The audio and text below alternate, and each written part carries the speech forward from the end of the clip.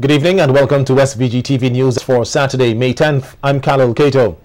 Education on the seriousness of hurricane preparedness is said to be extremely important and must be instilled in the youth. That's the view of the director of the U.S. National Hurricane Center, Dr. Richard Knabb. Dr. Knabb says with children educated, information can go very far in effecting a change as to how persons perceive hurricanes and their seriousness. As a father of a 9-year-old son back at home, I know that if we can show the children what we all need to do to be better prepared, I think that will help them get to the parents and for all of us to be thinking again as hurricane season approaches, what can we all do individually to be ready? Meanwhile, the Hurricane Hunter wrapped up its awareness tour in SVG yesterday afternoon. The tour was part of an awareness campaign to prepare persons for the upcoming hurricane season, which starts on June 1st. Here's an excerpt from that tour. This is what we drop in the eye of a hurricane, and this gives us the pressure on the ocean surface very close to the surface where the aircraft can't fly. So we drop this from 10,000 feet when we go through the eye, and we can target this to go in a certain spot very accurately. It goes through this tube here, so the instrument would fit in here, and there's a big spring in here that pushes on it. The operator has a computer here, and he selects a button, and it opens a door, and this gets ejected out the bottom of the aircraft, and then it floats to the ocean on a parachute, about 2,500 feet per minute. When it reaches the ocean, it terminates, and all the data has been collected on a computer here roughly 4 times every second. We receive data from the instrument. That data is transferred to the meteorologist who is on this side, and his seat is right up in here, and he acts as sort of a mission director, a coordinator, and a liaison. We coordinate with the crew, we coordinate with the forecaster at the Hurricane Center, and we collect all the data from the sensors on the aircraft. All that data is sent in real time via satellite link to the National Hurricane Center, and we can communicate with the forecaster. You know, I can send messages, he can tell me he would like me to fly over here and look at this little area, and it's like phone text. The application process for Vincentians applying for an Australian visitor's visa has become less hectic, effective yesterday. This as the government of Australia introduces electronic lodgement for Australian visitors' visas, visa subclass 600. This new initiative seeks to facilitate a quicker and easier approach to the application process for many for their visas. The online system is available for applicants at their convenience, 7 days a week, without the need to apply in person or send applications in by mail.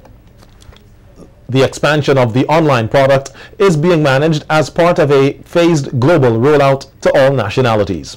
Commissioner of Police Michael Charles says that there is not sufficient evidence to suggest that deportees are directly responsible for the current crime situation in the country. During an interview with SVG-TV News, Commissioner Charles reported that there is an increase in the number of gun-related crimes for the year compared to the same period in previous years. However, Charles says the police force has put measures in place to get the situation under control. You know, these people, when they return, they come with a wealth of knowledge in respect of criminal activities, really. And we can't say for sure that these people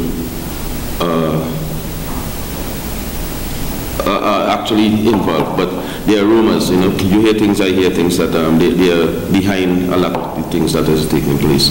We, well, with our limited resources, we're doing what we can do, you know, to keep these people under observation, but we can't really maintain it forever, but with our limited resources, we're doing what we can. We're not leaving anything to chance, really. But as stated, there is such much evidence to say that these people who return are actually involved. There the odd cases where one or two couple of them been arrested for and charged for use of firearms and so on. But other than that, there's anything to see. On Thursday, 37-year-old minibus operator Dick Brown of Camden Park was ordered to pay compensation of $2,000 by June 13th when he appeared at the Kingstown Magistrates Court and pleaded guilty to a charge of theft. He is accused of depriving Joanne Wright, a market vendor of Barrowley, presently residing in Canawan, of the sum of $2,000, which she sent him to pay for the insurance on her minibus, which was owned by her and operated by Brown. However, Brown failed to do this, resulting in his arrest. Failure to pay the compensation will result in the imposing of a 3-month jail term. The St. Vincent and the Grenadines Planned Parenthood Association, in partnership with its parent body, the International Planned Parenthood Federation, the IPPF, will host a lecture on Tuesday at the French's House under the theme Sexual and Reproductive Health and Rights, Essential for Sustainable Development.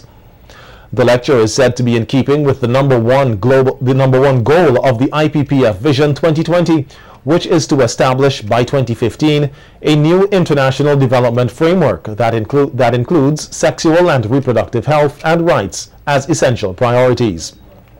The lecture's guest speaker is Dr. Beryl Irons, Family and Community Health Advisor at PAHO in Barbados, and begins at 7 p.m.